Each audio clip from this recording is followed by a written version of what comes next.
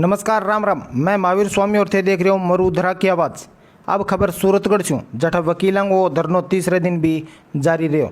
गौरतलब है कि सिटी थाना अधिकारी सुरेश कसवा ने निलंबित करने खातर वकील तीसरे दिन तक भी आपकी मांगा पर अड़िया रहा। ये हड़ताल से आमजन और पीड़ित लोगों का जो काम है बैठक नजर आया। पूरे मसले पर हमारे साथ बात करी सीनियर एडवोकेट पूनम शर्मा।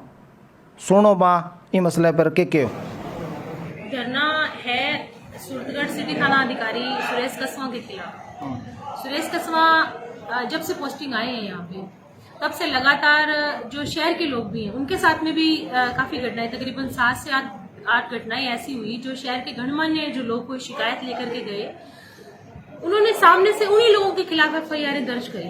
और ये मामला चलता चलता आज इतना ज़्यादा बढ़ा कि इन्होंने 3 दिन पहले एक परिवादिया जो कि रेप पीड़िता थी, वो रेप पीड़िता अपना प्रार्थना पत्र शिकायत का लेकर गई परिवार के तौर पर। तो इन्होंने जो अधिवक्ता जो उसकी मदद कर रहे हैं, जो परिवार जिन्होंने लगवाया, उनके खिलाफ इन्होंने FIR दर्ज करी। तो ये सब सुनने के बाद में अधिवक्ताओं में काफ़ी रोष उत्पन्न हुआ, क्योंकि ये घटना कोई सामान्य घटना नहीं है। यदि अधिवक्ता किसी पीड़िता की या किसी भी पक्षकार की यदि पैरवी नहीं करेंगे तो फिर उनको न्याय कैसे मिलेगा? तो यानी कि कल को तो हमको ही डर के रहना पड़ेगा कि पुलिस कहीं हमारे खिलाफ ही FIR नहीं दर्ज करे, जबकि हम लोगों का काम यहाँ पर न्याय दिलवाना है लोगों को। जो भी पीड़ित हमारे पास में आते हैं उनके प्रति हमको न्याय कराना होता है। तो यदि हम उसकी FIR नहीं दर्ज कराएंगे और हमारे खिलाफ ही FIR दर्ज होगी तो ऐसा चलने वाला नहीं है। तो यही सुरेश कसवा को ये चीजें समझनी पड़ेगी कि इस प्रकार से काम नहीं होता।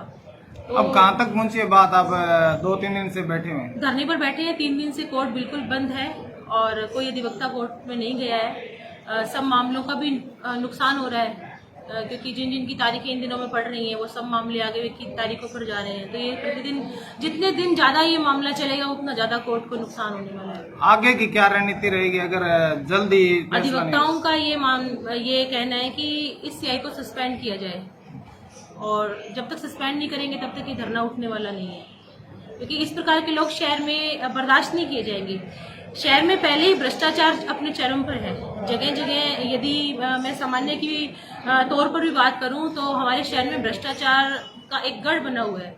इस प्रकार के थानाधिकारी यहाँ पर आने के बाद में, पोस्टिंग लेने के बाद में उस भ्रष्टाचार को कम करने की बजाय उनके यदि कहीं की मसीहा बन करके और अपना भी मतलब कहीं की पेट भरने के यहाँ पर पेट भरने से मेरा मतलब हुआ कि जो वो सीधे सीधे तौर पर बंदियां लेते हैं, जो वो क्राइम करने के लिए जो वो पैसा लेते हैं, तो ये सब चलने वाला नहीं है। ये शहर के हित में नहीं है। तो यदि शहर का हित हम सबको देखना है तो इस प्रकार के CI को और इस प्रकार के भ्रष्टाचारी लोगों पर, कब्जाधारी लोगों पर लगाम लगनी चाहिए। आप अधिवक्ता के साथ साथ आप एक भाजपा की विचारधारा को फॉलो करती हैं आप, तो आपकी सरकार है सूबे में, तो आपका कोई उच्च अधिकारियों से कहीं वार्तालाप? मैंने भी SP साहब से खुद व्यक्तिगत फोन पे बात करके उनको सारा घटनाक्रम से अवगत कराया है।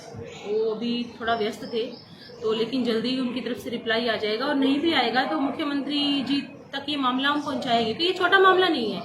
इस प्रकार की स्थिति में काम करना बहुत मुश्किल हो जाता है आम व्यक्ति का, और यदि अधिवक्ता इस प्रकार से सड़कों पर बैठे रहेंगे तो न्याय फिर कहाँ जाएगा?